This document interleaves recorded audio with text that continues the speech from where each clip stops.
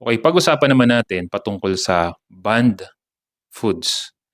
Napakarami nating tinangkilik for so long at grabe kapag tayo pumupunta sa mga grocery at naggo-grocery tayo 3,000, 5,000, 10,000 depende sa laki ng pamilya ninyo at hindi tayo nagkaroon ng, pag-aaral patungkol sa mga produkto na matagal na nating tinatangkilik.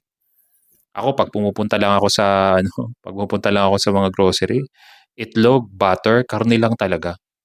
Alam mo sample lang ko kayong mga na isang, tinatangkilik na ban na drinks, Mountain Dew.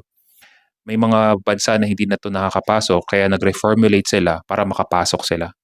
Pero kapag iisa-isahin po ninyo, magkakaroon kayo ng, research patungkol sa mga banned foods, magugulat ka na lagi mo 'tong kinakain, pero may mga bansa na hindi na siya, nakakapasok.